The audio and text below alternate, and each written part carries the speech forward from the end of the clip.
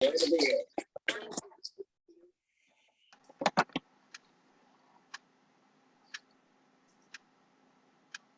7:05. Think we should start. Okay, let the fun begin. Should we let Mayor Marion start off? Sure, happy to. So first, Happy New Year to everyone, happy, healthy. And may 2022 bring us only positive surprises. Really? Right. We had hoped that COVID would end with the vaccine. I remember standing at my closet and thinking, well, I can get rid of all my masks now. And we're in it for the long haul. And just to remind you, people from 6 on up can get free vaccines or boosters without an appointment now at Oak Park's Community Center. The clinic is open 2 Wednesdays a month. The next one is January 19th. So if you need a booster, January 19th at the Community Center. And I get mailed Beaumont Hospital's COVID admissions in a graph. And we are clearly in the 4th spike. It's not as big as the first spike, but it's as big as the 2nd and the 3rd. So it is just as bad as it was before as far as COVID admissions go. We have to keep wearing our masks. Someone said we should look for KN95 masks to be even safer, but I think they're hard to find and they're only online. I found some at Home Depot. Home Depot, I'll be. Huh. Bring and brag section, or the governor of Oregon, Kate Brown, appointed my daughter, Michelle McKeever, who is 47, to the Deschutes County Circuit Court. And she will run for the position as an incumbent in the first county election in May, making her the 3rd elected official in our family. Oh. Valley. We are taking a close look at the recreation assets. We want to make the city a recreation center. We hired a consultant called the Smith Group, and they're the ones that did the DeQuinder cut. They did some work for Ferndale. They've worked all over the country. They're very, very competent. They are going to review the recreation master plan and update it and do an asset study of all our recreation assets and make recommendations for us. So you probably know that all the election districts have been changed. The redistricting committee voted on new congressional districts that will take, all these will take effect for the 2022 November election and the primary before that in August. So our new congressional district is the 11th. I think we were the 14th before. It includes Oak Park, Ferndale, Hazel Park, Pleasant Ridge, Huntington Woods, Royal Oak, Madison Heights, Berkeley, Clawson, Birmingham, Bloomfield Hills, West Bloomfield, Pontiac, Waterford Township, Wixom, and Walled Lake. Wow. What? What's that? That's so weird. Well, it's not as bad as from Pontiac all the way to Grosse Pointe. Yeah, that's another one. It must be spliced right down the middle. So It was what weirder they before. did, It was weirder before, I was thinking. yeah. No. You probably all heard by now that Brenda Lawrence announced she is not running for re-election.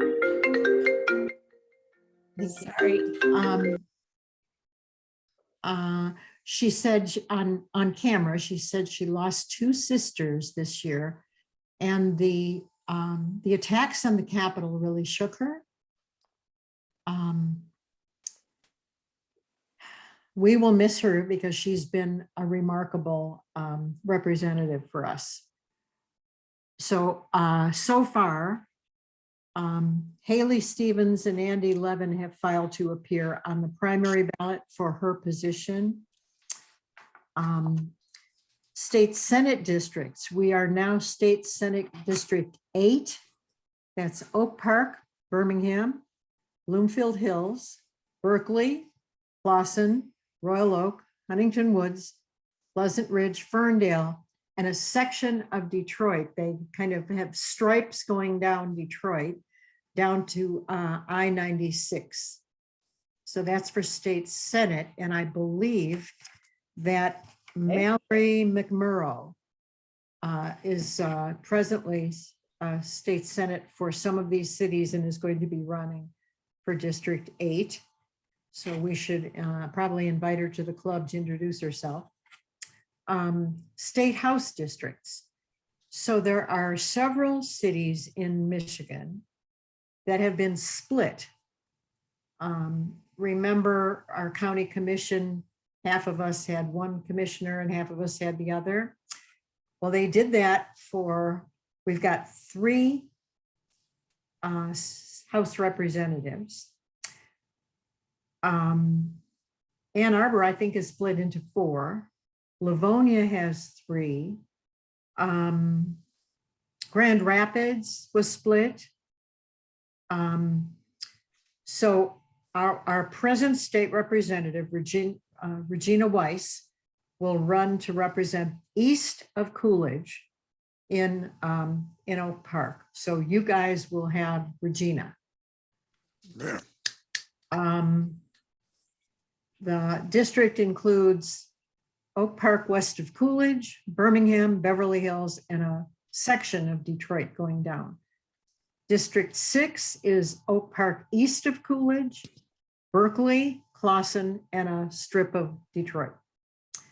District 18, and I don't know why they cut precinct 9 out and put it with Southfield. But that's where we are. County Commission, we are now District 17. And our present county commissioner, Yolanda Charles, will run for re-election in the district that now includes all of Oak Park, all of Lathrop Village, and the east half of Southfield. So that's all I have, unless you have questions about other things. I have, thanks for that update, Marianne. I had a couple Oh, good.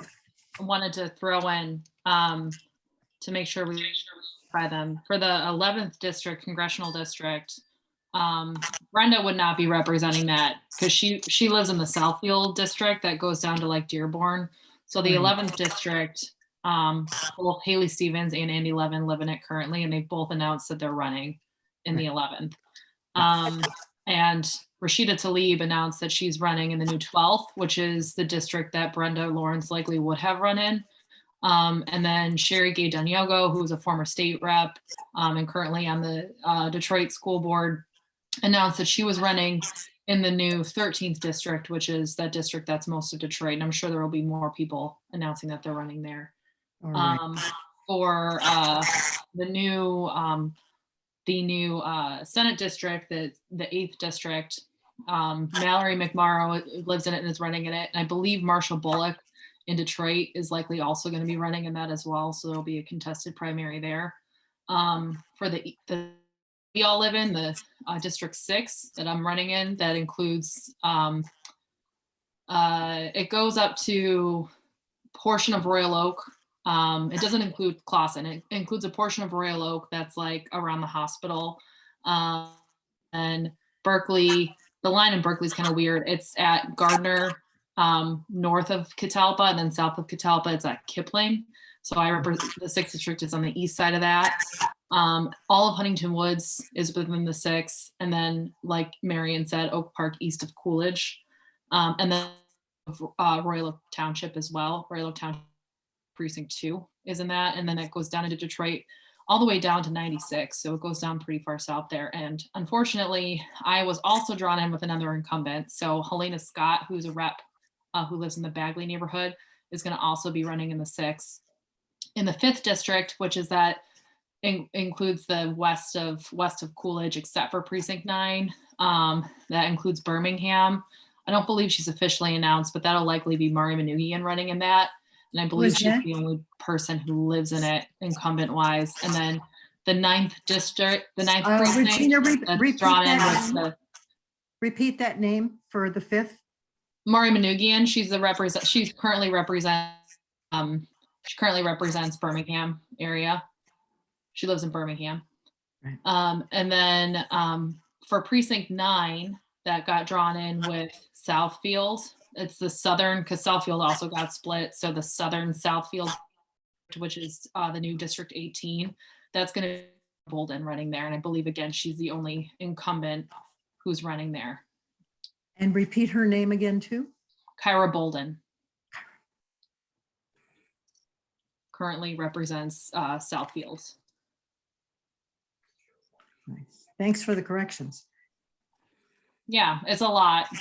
Yes. The maps have changed quite a bit, and particularly the House districts are obviously much different. I mean, the 27th district that I currently represent, which is geographically speaking one of the smallest districts in the state, is now in 5 different House districts the way it was cut up. So it's very different. There are a lot of moving parts and a lot has changed, but I'm happy to be running for the 6th. Obviously, this neighborhood is great, so happy to run to continue to represent East Oak Park.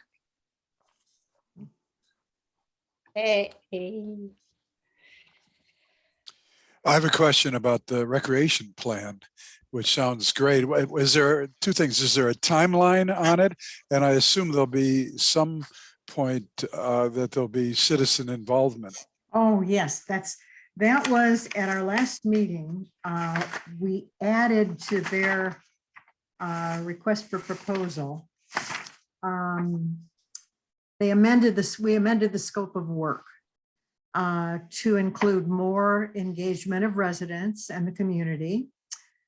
They will have 4 town halls, 2 early on and 2 closer to the end. 6 discussion groups with stakeholders, and they will present 8 plans with options. And so that definitely you will be hearing about the recreation plan and be invited to put in your 2 cents or 4 cents. Well, I actually might be able to put in more than that. For instance, I've been in touch with the United States Handball Association. That I brought it up to them because I had talked to Laura at Parks and Recreation about some essentially would be handball, racquetball, outdoor courts, thinking besides just being another contribution to what's available for sports and exercise, it'd be something to get the kids involved in after school. I mean, given that continues to be an issue, they can duke it out on the courts by points rather than some of what's been going on at the high school. And in fact, I talked to the executive director of the USHA, and he said, well, let me call him. And I said, whoa, hold back, because there is a fund, of some substance financially for these kind of things. So I'm just wondering what I should do with that. I mean, just wait till there are these meetings, or would it be more of a? I would email me with that, and I'll send it to the city manager, Eric Tungate, and Lori, the recreation director. Okay. So it doesn't get lost in. Okay, that's what that's my fear is. Yeah. Okay. Yeah. Good. Thank you. If it's just verbal, Right. it's in writing. The Peter reminded me that we need to make sure that we have things for all ages. And I think that sometimes we don't have things for teens because we put up basketball courts and then people come from out of town and there are fights and the little kids can't use them. And it was suggested to me by someone who did parks in the Mexican area of Detroit. And he was real successful and was put on the Detroit Recreation Commission. He said either a whole court with 6 nets, like 2 on each side plus 2 on the end. So there could be 6 mini games going at one time and one group doesn't hog the whole thing, or just set up kind of like, I think there's a mini court in Huntington Woods Playground where just 2 on 2 or something like that could play a game. And that might be good and might, not cause problems that you get sometimes with basketball. The other thing he suggested was those skateboard things that have been put up in Ferndale, I know, and Huntington Woods. And I, will, but something active for the teens that's not a group sport that requires 2 coaches and a referee and all of that, that's looser than that. That maybe one or A skate park between the library, or no, not the library, Parks and Rec and the City Hall. Mhm. Oh, what kind of park? A skate park. Skate park, yeah. Yep. So his thing was, I see things for older people and I see things for little kids and toddlers and school age kids, but not a lot for the teens. And he had good luck, just a place to ride a bike or like a skate park where you can kind of have fun. And if they put it in Huntington Woods and Ferndale, there must be ways to deal with liability. And you all know that there's a dog park going in. Tell us, well, I know, but tell us a little more. Right at the end, if you keep driving down south on Scotia, south of 9 until it ends, there's a big field there right now. And it's backed by industrial buildings. So that is the place that was selected for dog park. And dog lovers who are very meticulous have been planning this. So there's supposed to be a place for bigger dogs, a place for smaller dogs. You have to register your dog. You have to pay $30 a year, whatever they decide on, to get a card to get in. Let me think. There are rules about it. The dogs have to be immunized. There's no my body, my rules thing for dogs. They all get immunized or they don't go in the dog park.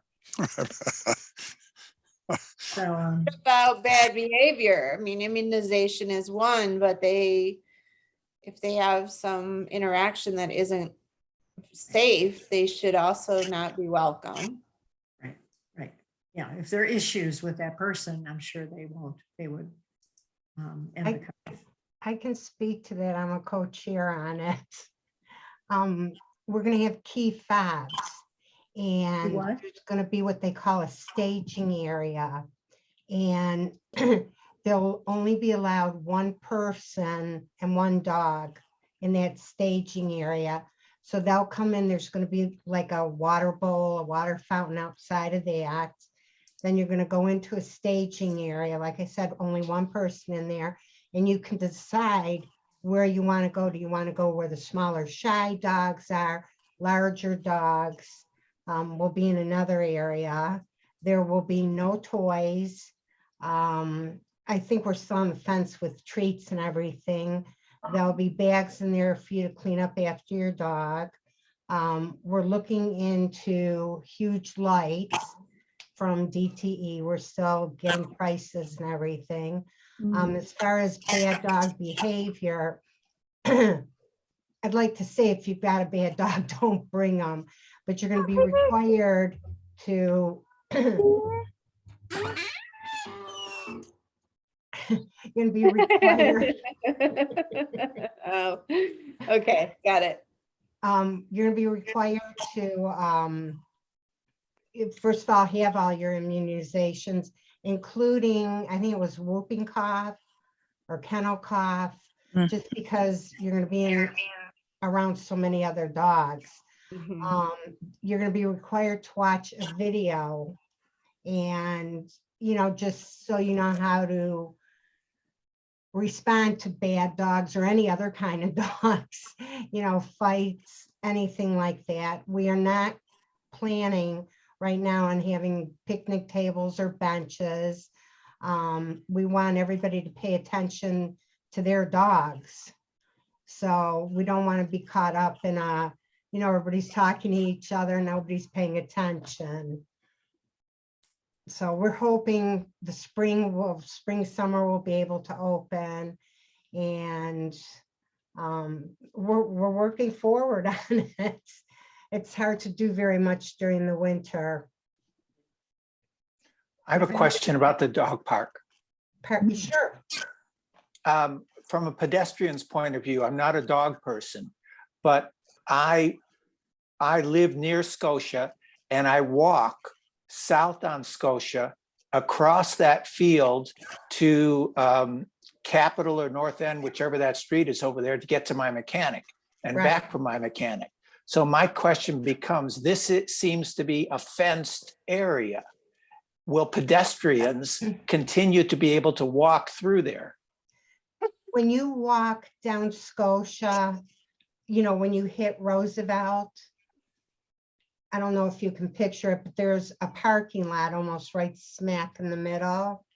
And the dog park is going south, mostly to the east on the left side. That part will not be fenced in. You still All have right. all the freedom you always had. It's just going to be the area to the east of that. Okay, good. Thank you. Mhm. And I have a question for Marion concerning the redistricting. In the past, we had gotten little voting cards that reminded us what our districts were, reminded us what our precinct was. I don't know if that was a city function and came out from our city clerk's office, but wherever that came from, will we be getting those again? Oh, I'm sure that you, I talk to Ed to make sure that I'm not promising something, but if all of this stuff is changing, I'm pretty sure that you're going to get cards explaining where to vote and what your districts are. I have to call you back. Marion, is the COVID clinic for Oak Park residents only? Good question. I don't think so. I think it's for anybody. Okay. I think at the very beginning, when you couldn't get a shot, that they limited it and you had to have an appointment, and Oh, I now have to call you back. demand is down. So Bye. it's not, you know, anybody can bring a friend from somewhere else. Or terrified. Hi to Flo Fowler, by the way. Somehow there's something wrong with you, or that it's abnormal. Gyllenhaal grew up in What? Wait. Hey, New York, and she's raising two daughters. Hey, Dawn, mute everybody, and then people can unmute themselves. I'm All right. trying, Peter. I am Okay. trying. I'm Okay. trying. Is it quiet now? Yeah. I had to mute Sam even. Hey, Don, before we go on to, I saw Sandy a few minutes ago put a question in the chat about connecting the phone. I'm not sure how to do that, but I'm not sure of the question, but wanted to make sure you saw it. Because I don't know the call-in number. How would I connect my phone to this conversation? Uh-huh. Sandy, did you mean like to call in? No, I think he just means to receive it. He needs to load Zoom. He needs to load the Zoom app on his phone, and then he can get in. I just finally get to dial a number. That number connects you, and now I got connected. Yay! All right. There you Hey, are. Sandy. It's not a local number. I had to dial 312. It might be Chicago, I'm not sure. But you have to dial that number, then it connects you. I didn't know how you do it. My conference thing went out, so I had no way of showing you. And my camera's dead. I gotta get another one, but I want to make sure it's part of the meeting. So here I am. Okay. Welcome.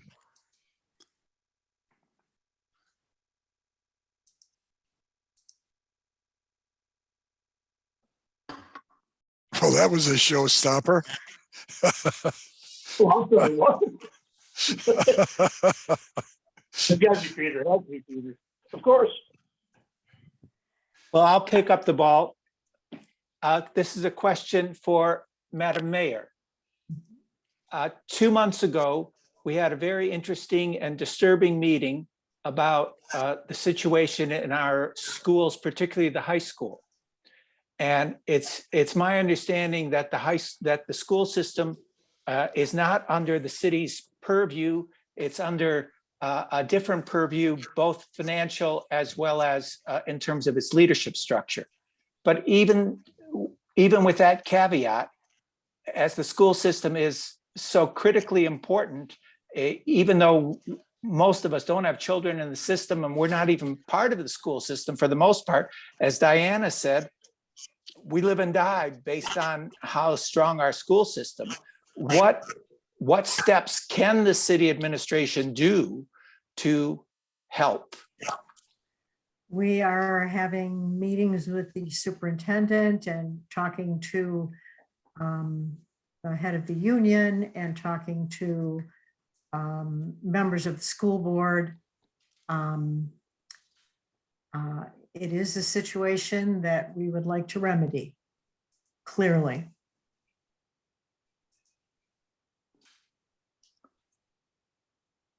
I can just say too, I just talked today, I talked to school board member Al Alvin.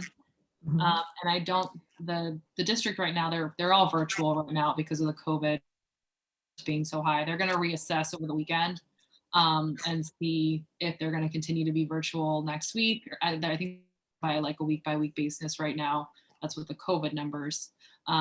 He did say too that, there was a huge fight that happened. I think it was like the day before or the day after the Oxford shooting that happened at the high school. So this would have been back at the end of November, early December. And several of those students are in the process, who are involved in that, are in the process of being expelled from the district because of numerous very serious behavior issues. And we're also trying to get them some more like support if we can. And there's hopefully some money coming down from the state on that front. It hasn't been moved, it's moved through the House, it hasn't moved through the Senate into the governor's desk yet, but hopefully there will be some money for that. But then there's also the hope that, and I've seen this too as a teacher, weather affects kids and how their behavior as well. And you typically don't see as much fighting in the winter months. And so there's some cautious optimism that with the weather being colder, with some of these students that had some more of the severe problems on their way out of the district, that is going to be improving, but it remains to be seen.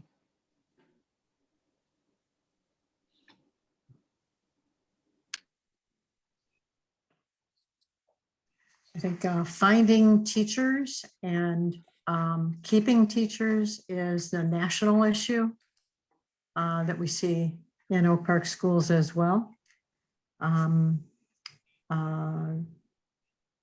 Some of it is how we treat our teachers. You were a teacher, right? Marion? No, No? say it again. Park was never like for 20 years ago. You were a teacher. Yes. Yeah.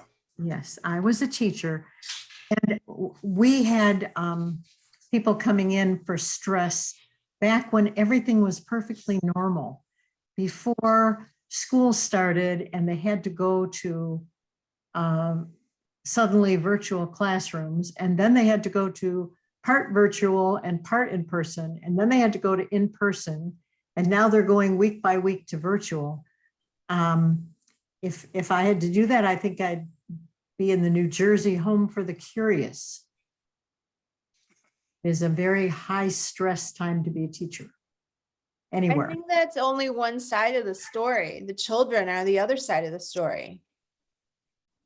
If the teachers are feeling it, the children are too. Yep. No. Yeah, and unfortunately, in Michigan, we don't have the support staff. I mean, we're the second worst state in the country when it comes to teacher to counselor ratios, teacher to social worker ratios. We're pushing at the state level to change that, but the urgency isn't there, which is really appalling because there's such an intense need for it right now. When I was teaching, there was a social worker and a counselor in the school, in the elementary school. You know, why I always think of it, well, I shouldn't say hopeless, it doesn't sound, but intractable, is that schools in Grosse Pointe and in Birmingham run wonderfully. There's not the kind of problems we have here. When you have Hard to schools- hear you, Peter. How about that? That's probably Much better. much better. Yeah, I'm sorry. I said in many ways the problem is intractable. You have schools in Grosse Pointe and Birmingham, suburbs like that. They run wonderfully. There's not the kind of problems you have in schools that are either working class or poor. When I went to Detroit schools, there were fights, there were gangs, teachers were attacked, people were shot, kids were knifed, and I was stressed all the time. I mean, I had to be in a gang, which at first protected me and then made me a target, for because it was 3/4 of a poor school, a poor high school, Central High in Detroit. And it's universal. I mean, it's not like Oak Park High. It has these unique problems that are a result of bad administration or uncommitted teachers or anything like that. It kind of goes with the territory of if you have kids that aren't upper middle class or above, this is what you get. Or do you think I'm being way too pessimistic? I think that support from the state, I think the state has been doing death by 1,000 cuts to the school districts for the last 20 years at least. They cut the social worker from the elementary schools and the high schools. They cut the counselors. They have, I think honestly that they really want to go to private schools, and they are just methodically harming public schools.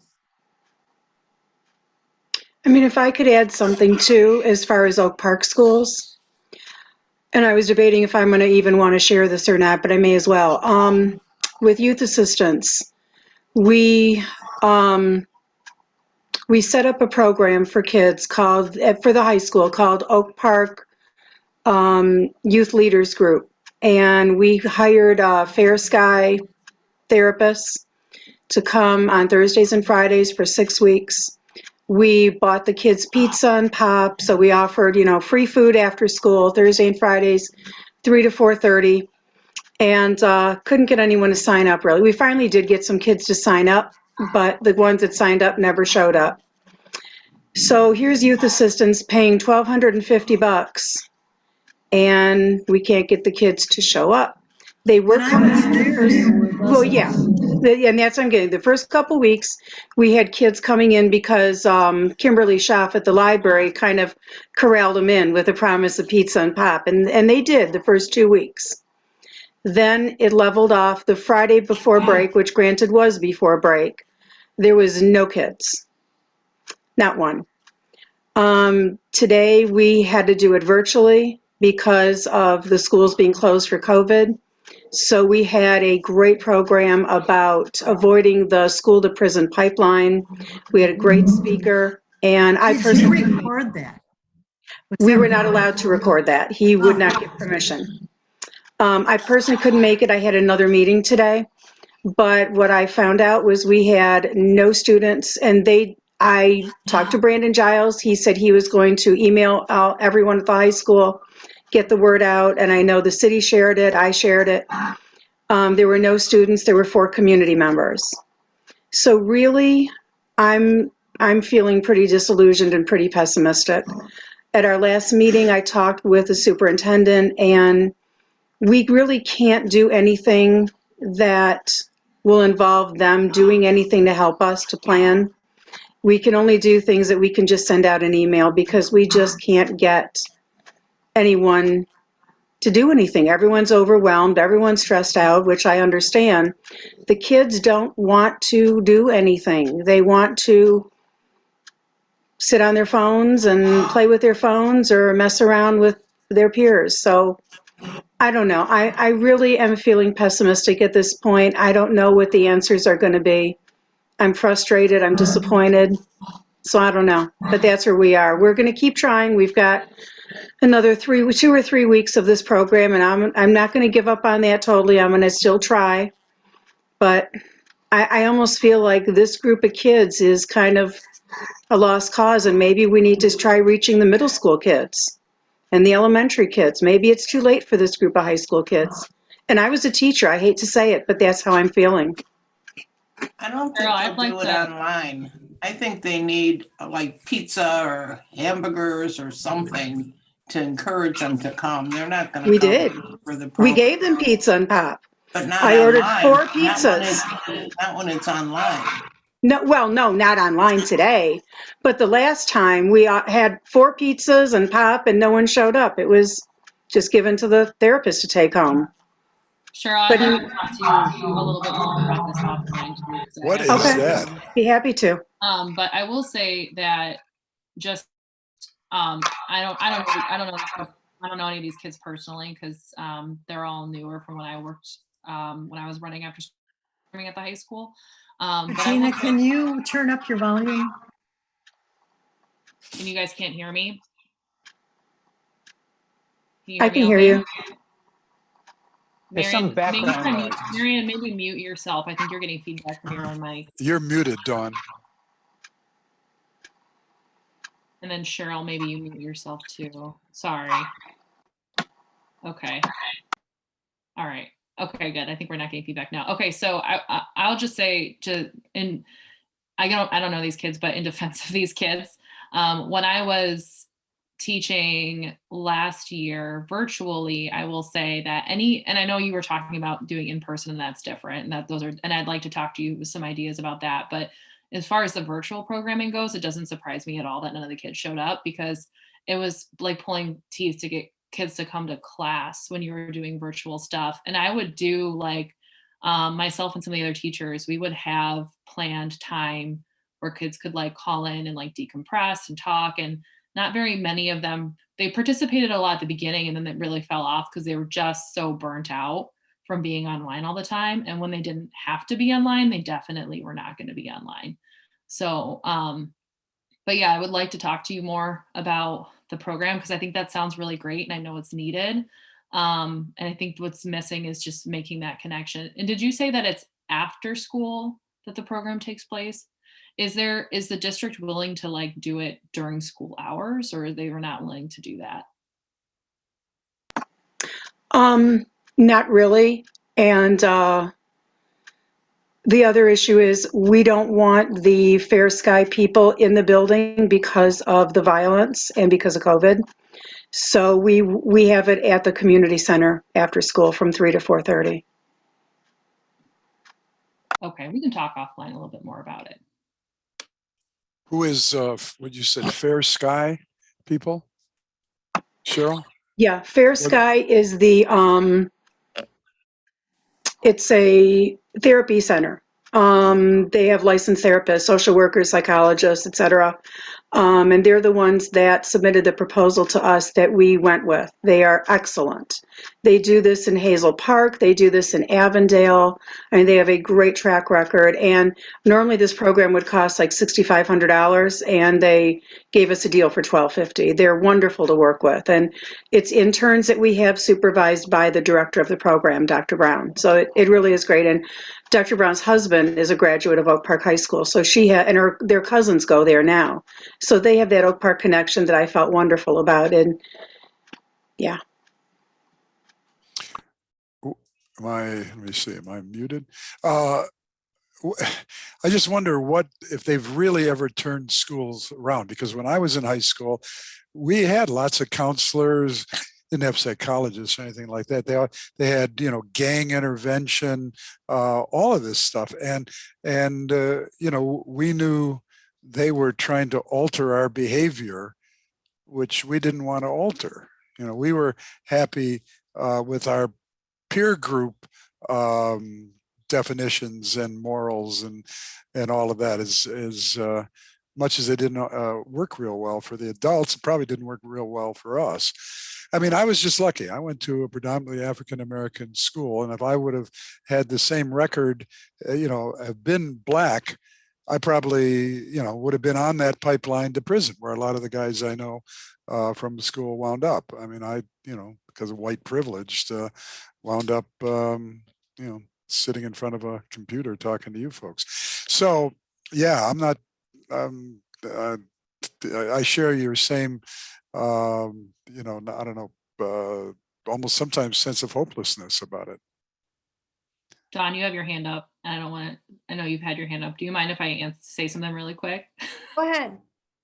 I just want to say in response, because Peter, I hear everything you're saying, and I know you've read Origins of an Urban Crisis. I know you know all about history of Detroit and how that plays into schools. But what I will say is a lot of the issues that we're seeing take place in our schools are the direct result of failed public policy, and they can absolutely be addressed. Not overnight, not fixed overnight, not solved overnight, but they can absolutely be addressed and changed with correct public policy. And exactly what you said, Marion, is so true. We've been underinvesting and disinvesting in our schools for so long. I mean, we didn't get rid of the funding gap until this year. There's been a funding gap between the schools that get the most and the least per pupil. And that's only if you're looking at the amount of money that schools get per pupil for like classroom stuff. That does not include buildings and facilities, where there's still a massive inequality in terms of how districts are funded in the types of facilities and programs that they have access to, because they're able to get more money because they have higher home values. And all of that takes into effect, all that is a factor. And even with the per pupil allotment being the same now, it's still not technically exactly the same, because there are still districts that are hold harmless that can still levy additional dollars to bring in more money for per pupil dollars. And so we're not anywhere near where we need to be in terms of funding our schools. The School Finance Research Collaborative says it's about $10,000 per pupil is what we should be paying. We're paying $8,700 right now. So we're underfunding schools. We have the worst, second to worst counselor, social worker ratios in the country. There are a lot of things that we could be doing to fix that. We're just not doing it.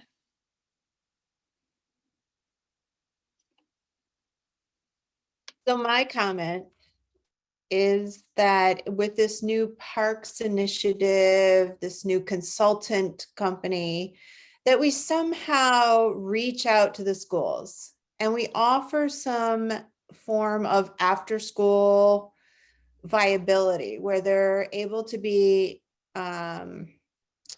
engaged, learn something new, like Peter's handball courts, or maybe it's pickleball, or maybe it's a skateboard park. But all of those things, I think that's what they're lacking. The students are frustrated too. I don't have children, but I feel like there's no way out. There's nothing interesting going on.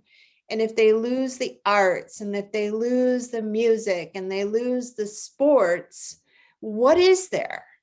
There's nothing. It's very boring and mundane.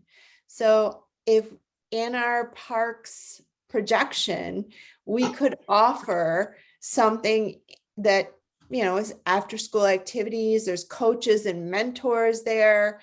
It's our sort of olive branch to the school district. Instead of, you know, spreading it out every single place, we do a little focusing and make sure that the school district we have options for them to have interaction, social skills. My husband volunteers for the golf event called First Flight, and they teach life skills, how to play the game, There's a multitude of things that they offer. And this is the sort of thing, like you said, with middle school and elementary, it could really evolve further. We're behind the 8 ball, so to speak. But I agree with working with a younger crowd and engaging that with our new Parks and Rec direction. I'm still available for boot camp basics. If you can get me in front of those kids, I'd be happy to commit my time. Love it. Love it, Zig. Can I share something that I just found out? Sure. Okay, so I admit I didn't read my text because I was so disillusioned about how today went, but I just read my text from Dr. Vanessa Brown, who's the director of the program. She said, "No kids today, but we had 4 community members who showed up." I had stopped there, I should have read more. "With a lot of energy towards wanting to help the teens.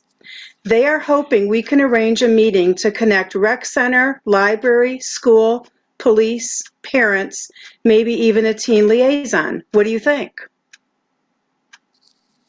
Wow. So we have 4 community members. I don't know who they are, but Vanessa's interested in putting something together. So that gives me some hope. That makes me happy. Maybe there is something we can do. Yeah. So my suggestion to her was, let's talk about setting up a Zoom for next week and invite Director Cooper, invite Kimberly Schaaf, and invite Recreation and see what we can come up with. What do you guys think? That's great. I would be there. Awesome. Okay. Yeah. Good Hey, idea. Cheryl, you made us both smile. Amazing. Yeah. And she said Good. also, we would love to have the mayor attend if there is a day she's available. So she just now texted me back. Okay. So if you're interested in being a part of this, can you just put your name in chat and I'll make a list and then we'll get in touch?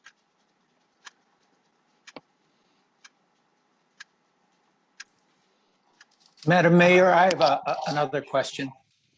I can't speak to tactics at all. I have almost no experience in education, but it seems that money is the heart of the issue here.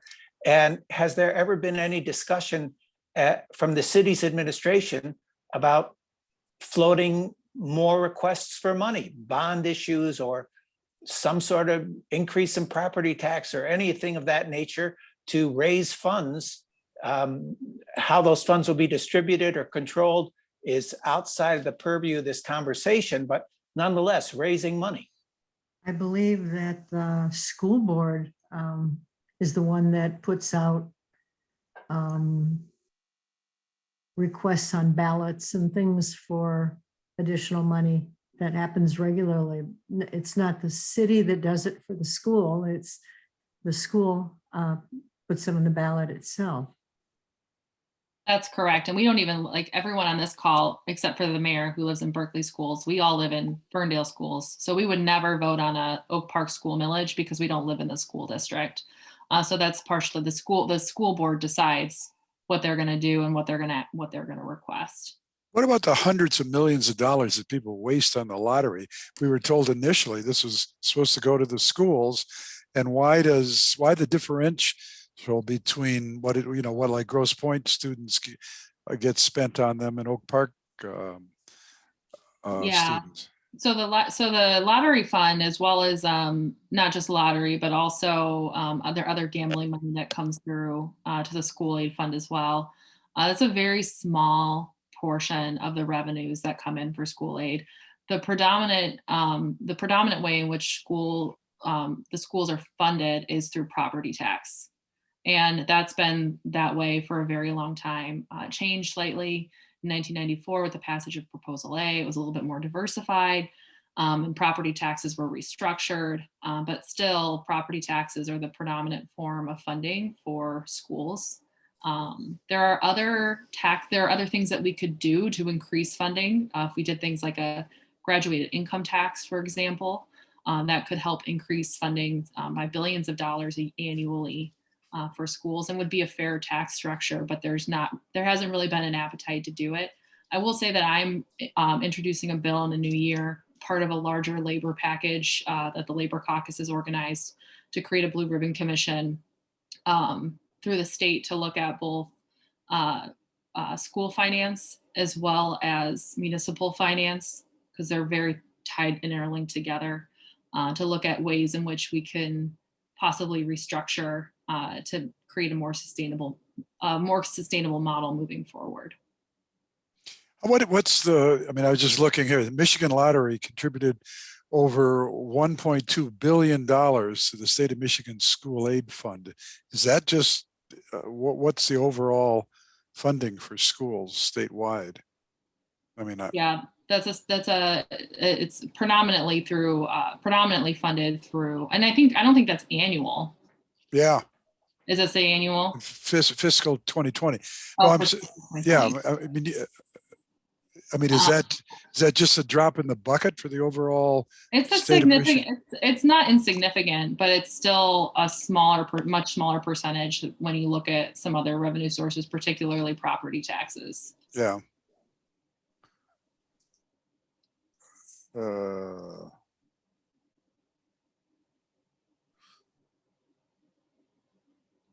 What is the next step with the consultants on the Parks and Rec?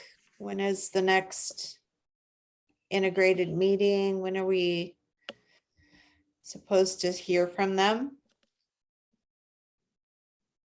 Does anyone know? Repeat the question. Will we hear from the new consultants regarding the Parks and Rec project? Absolutely. Yes, yes. I don't have the timeline in front of me, but Okay. That was what we just added to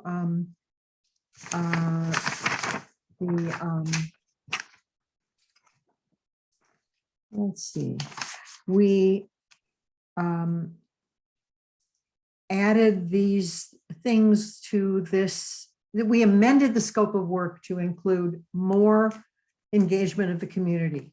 So I don't have a timeline like when is the first town hall meeting. Okay. But believe me, we will get that out. Good.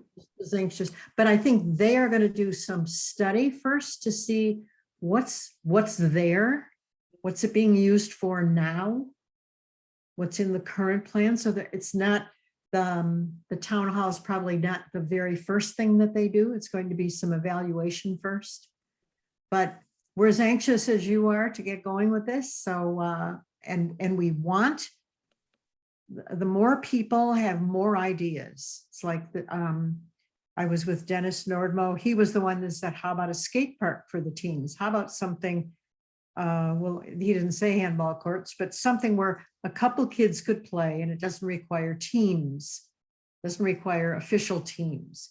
And when you look at our parks, there isn't a lot for teens, and there's maybe one basketball court, and when it was playable, a bunch of big kids got together, took it over, and that was who used it. So these mini court ideas might be something that could work, and we will bring them up. But the more people you talk to, the more ideas you get. So go look around at other parks in other cities, find out what you like. Because I mean, it's hard to think in a vacuum, but if you see something wonderful, Google some best parks, best municipal parks, and see what you like and see what ideas you get. Thank you. To switch subjects, are we getting new COVID protocols for testing, and when is more testing coming down the pike? Regina, Madam Mayor, can either of you speak to what's coming down the pike at us in terms of COVID protocols and testing? And you mean in terms of state guidance? Well, who's providing the guidance now? Is it the county? Is it the state? Is it the CDC? It seems that we're kind of at odds with one another. Yeah, so I think CDC is the primary form of guidance, and whatever the CDC guidance is really what goes. The state has not enacted any new restrictions or any new guidelines. And county health department also has some authority, but there's also some things have changed with the start of the new calendar year. Some of their authority is stripped back a little bit. For example, public meetings before the end of the year were able to be held virtually. Public bodies, if there was a public health emergency that was declared, that has changed. That's expired. And so all school boards, city councils and commissions, boards and commissions all have to meet in person again under the Open Meetings Act, because that's expired. I wondered why, if we're in the fourth peak. That's our fault. I'm sorry, guys. That's the state legislature for you. They're the one. There has to be a legislative change, and the legislature has been unwilling to do it. What I have heard is that the House and Senate Republicans, who really have control over this because they control both chambers, they're looking at more of like a trickle out approach with it, where they're going to give a little bit of freedom here and a little bit of freedom there to certain boards. And so we may be seeing some votes next week for some state boards and commissions, but the governor's office and the governor's position, and frankly my position as well, is that's not good enough. We shouldn't be doing a piecemeal approach. We should just be making sure that we're prioritizing public health for everybody. But unfortunately there hasn't been the urgency there. We haven't seen it, and we'll see. We haven't been in session yet this year. Our first session day is Wednesday.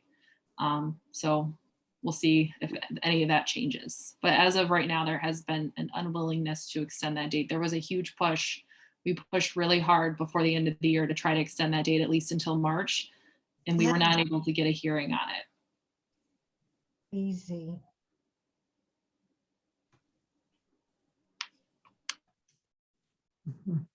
Thank you for your comment, Regina, because I was going to text you and complain. Feel free to text me and complain. I don't mind. That's what I'm here for. I'll keep yelling and hollering and doing all that I can do. But I can't force hearings. And so a lot of this we're just sort of trying to push and influence, but a lot of it we're just kind of waiting and praying and hoping that specific people will have a change of heart.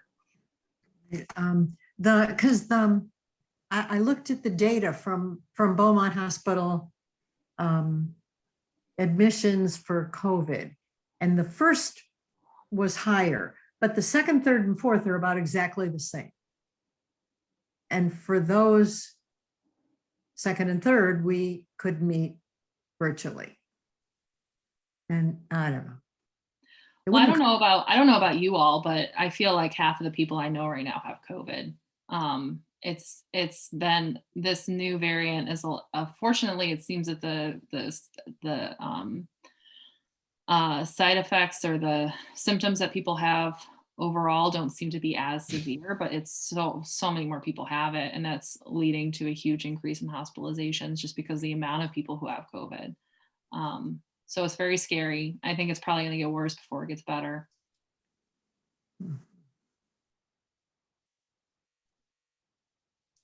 So in terms of, that's the guidance that I've been looking for when someone has COVID, and then as they're in their recovery, at what point do they return back into society? And there's testing involved to help guide when that person goes back out and functions normally. But do we have guidelines as to how that should work? And do we have the testing in place to implement those guidelines? I thought it was, you're supposed to stay home alone for 5 days and then go out with a mask for 5 more days if you get it. That's what I heard. The new CDC guidelines are if you're asymptomatic, you test positive, you stay home for 5 days, and then you go back. When you go back, you're masked for 5 more days. I think there's a lot of confusion behind that. There's currently no requirement for a negative test They had considered that, but as of right now, they have not required that. And you know, there are many people who are not asymptomatic. And I've heard of several people who have returned to school or work who have not followed those guidelines. So I think that's also leading to an increase. I don't know that it's necessarily just confusion. I think it's just people having fatigue or not having the resources or availability to stay home.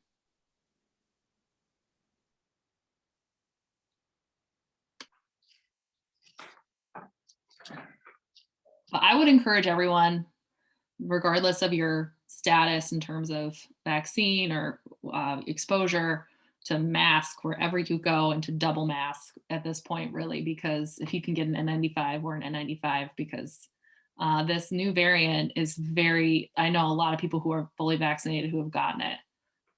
So just be very cautious when you go out and about. And as far as testing goes, it's difficult right now. I'm hoping that we can do something at the state level when we go back to increase availability of testing. But I went to yesterday to see if I could get tested before I go back to work. And the earliest test I could get was, I think, on Tuesday when I went onto the health department website. So it's hard to get tested right now, unfortunately. What about those home tests?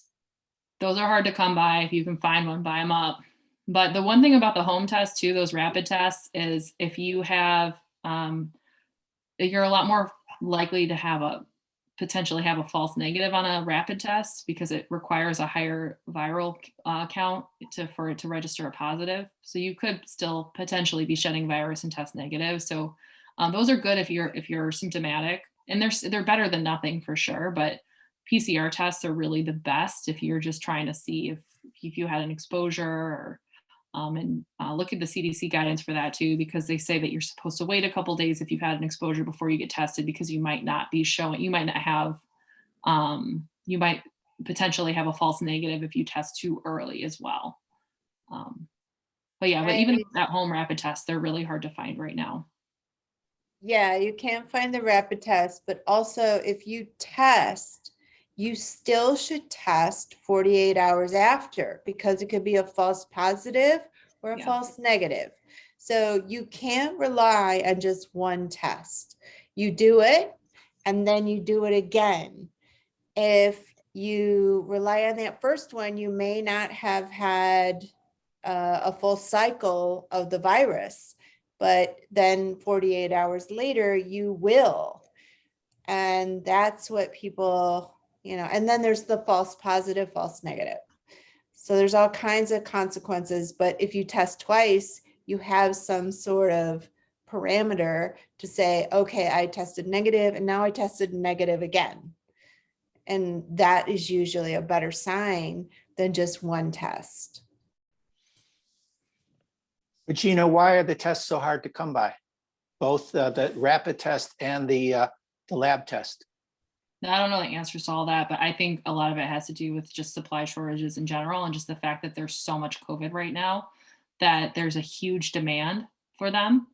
And there's just not enough supply to meet the demand. And, I know a lot of people are out with COVID who would be offering those tests and giving them, or out themselves with COVID. And so there's staffing shortages, there's supply shortages, there's a huge demand. So all of that conflated together is going to lead to a shortage for sure. But I'm hoping that we can do something at the state level to get more tests out. And hopefully there will be an urgency to do that when we get back. But I actually have to hop off. So I'm going to say bye to everybody. But it's good to see you all. Regina, we're praying for your mental health. Take a lot of breaks. Thanks for coming, Regina, and for all your work. Of course. Yeah. Everybody, it's good to Regina. see you all. And Cheryl, I'll talk to you offline. Bye, everybody. Happy New Year. Bye. Happy New Year. Well, we've been meeting for an hour. Is there more to talk about?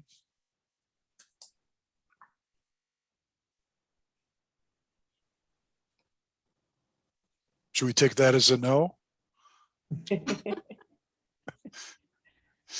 Yeah. As always, you can contact me or Regina with any questions anytime. I can, if anybody doesn't have my phone number yet, I'll put it in the chat. I don't have all the answers, but we can get many of them for you. It's stressful enough. Don't sit and stew, call. And We're we're better together. Thank you, Mayor Marion. That's wonderful news. Thank you. Yep. Thank you. Bye for now. Okay. Happy New Year, everybody. Happy Bye-bye. New Year. Bye. Bye. Hi, everyone. Good meeting. Happy New Year. Bye, Congrats on everybody. your daughter. Oh, thank you. Yeah, that's true. That's Right. major. Isn't that amazing? Aw. Bye, guys. She was our wild kid. Bye-bye. Bye. in Bye, school. Ziggy. She was your She wild was- kid, but she made it big. She was the wild kid, and the state policeman called, all of the finalists to talk to everybody who knew them. And I said, and he started asking questions about things that she had done. And I said, are you talking about in high school? He said, oh, no, it's after high school. So I went, oh, good. Because after high school was fine, but during high school was a challenge. So Yeah. she went from wild child to judge. Yeah. That's amazing. You're so blessed. And it shows so much courage and determination. So hugs around, and thanks for asking. Congrats. Bye-bye. Bye-bye. Bye. Bye for now. Bye-bye.